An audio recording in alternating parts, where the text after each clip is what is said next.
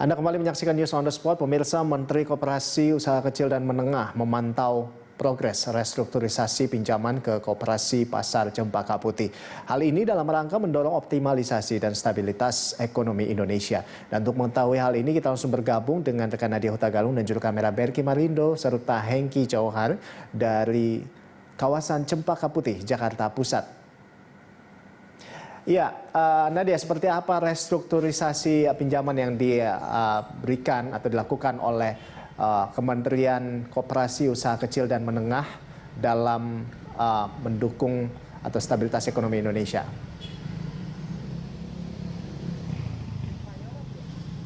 Ya, pagi tadi, Rolando, sekitar pukul 8 pagi, Menteri Koperasi dan UKM, Teten Mas Duki dan jajarannya, beserta juga dari pihak Lembaga Pengelola Dana Bergulir Koperasi Usaha Mikro Kecil dan Menengah atau LPDB KUKM, melakukan kunjungan langsung di kantor Koperasi atau Kopas Cempaka Putih yang ada di Jakarta Pusat. Pagi tadi, Menteri Koperasi dan UKM Teten Mas Duki ini memantau secara langsung terkait progres dari kebijakan restrukturisasi pinjaman atau memantau secara langsung pembiayaan yang telah dikeluarkan untuk membantu usaha koperasi di masa pandemi COVID-19 ini. Dan kunjungan yang dilakukan pagi tadi ini juga diharapkan agar Menteri Koperasi dan UKM Teten Mas Duki mendapatkan masukan dan juga aspirasi secara langsung dari mitra koperasi yang ada di lapangan terkait dengan kebijakan relaksasi kredit berupa restrukturisasi peminjaman atau pembiayaan kepada UKM dan koperasi ini sendiri tertuang di dalam surat keputusan Menteri Koperasi nomor 15 tahun 2020, di mana para mitra penerima restrukturisasi ini diberikan penundaan pembayaran untuk angsuran pokok dan juga bunga dengan jangka waktu yaitu 6 hingga 12 bulan ke depan. Selain itu, Rolando, seiring dengan relaksasi kredit tersebut, pihak UMKM ini juga mendapatkan penjaminan pembiayaan modal kerja baru dari pemerintah yaitu sebesar 1 triliun rupiah. Dan selanjutnya Menteri Koperasi dan UKM Teten Mas Duki ini berharap dengan kebijakan yang diberikan dapat membuat UMKM dan koperasi ini bertahan untuk menghadapi krisis ekonomi terutama di masa pandemi COVID-19 ini. Dan di mana menurut Teten Mas Duki sendiri bahwasanya UMKM maksud kami dan juga koperasi ini merupakan tulang punggung dari perekonomian Indonesia. Meskipun begitu, memang Teten Mas Duki sendiri ini mengakui mengalami kesulitan untuk mengumpulkan data UMKM agar dapat terkonsolidasi. Di mana saat ini data UMKM yang sudah terhubung dengan lembaga perbankan ataupun lembaga pembiayaan lainnya ini adalah sebesar 60,66 juta pelaku usaha dari total sekitar 63 juta pelaku usaha. Namun begitu, Teten menyebutkan bahwasanya pihaknya masih akan terus berusaha dan juga merangsang para pelaku UMKM ini agar dapat atau mau melakukan peminjaman melalui lembaga pembiayaan atau lembaga perbankan. Rolando dan juga pemirsa, berikut adalah pernyataan dari Menteri Koperasi dan UKM Teten Mas Duki. Terutama saya kira para pedagang pasar yang kita tahu merupakan fondasi ekonomi masyarakat yang sampai saat ini bisa bertahan luar biasa. Nah, kita juga pemerintah sudah menyiapkan, jadi relaksasinya ini setahun ya, setahun termasuk nanti hari ini baru untuk 40 koperasi simpan pinjam, tapi nanti kita program restrukturisasi ini juga berlaku bagi koperasi simpan pinjam yang mengajukan pembiayaan baru ke LPDB. Jadi grace periodnya langsung kena di awal 12 bulan.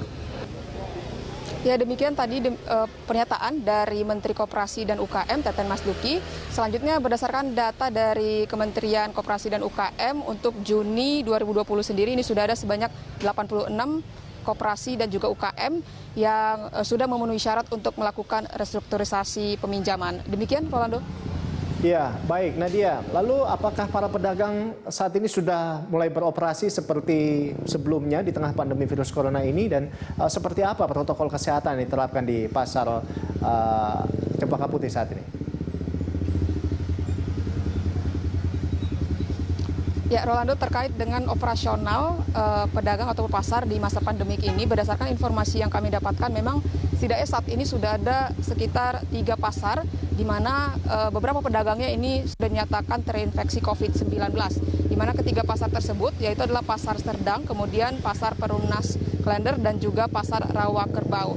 Dan tadi kami sempat mewawancarai dirut dari PD Pasar Jaya yaitu Arif Nasruddin mengatakan bahwasanya pasar-pasar tersebut sudah dilakukan penutupan atau tidak beroperasi selama sekitar 1 sampai dengan 3 hari. Di mana proses 1 sampai dengan 3 hari tersebut dilakukan pembersihan dan juga penyemprotan desinfektan. Dan untuk kedepannya pasar-pasar tersebut ini kembali beroperasi dan akan dilakukan penyemprotan secara rutin, penyemprotan desinfektan secara rutin dalam jangka waktu tertentu. Selanjutnya dari pihak PD Pasar Jaya ini juga akan menyiapkan kelengkapan dari protokol kesehatan COVID-19 dan juga akan memberikan seperti face shield begitu kepada para pedagang di pertanggal 15 Juni nanti. Selanjutnya juga akan dilakukan atau diberlakukan sanksi kepada pedagang yang tidak mengikuti protokol COVID-19 seperti tidak boleh memasuki pasar hingga juga menutup sementara usaha dagang para pedagang yang ada di pasar pasar yang ada di wilayah Jakarta maksud kami. Dan Rolando dan juga pemirsa, berikut adalah wawancara kami dengan Dirut PD Pasar Jaya yaitu Arif Nasruddin.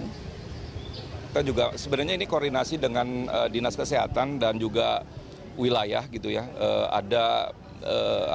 Kita melakukan rapid dan swab test di area-area pasar yang memang bisa menjadi tempat penyebaran COVID. Jadi memang saya yakin pasti ketika kita melakukan rapid dan swab test inilah bagian dari kita untuk memetakan.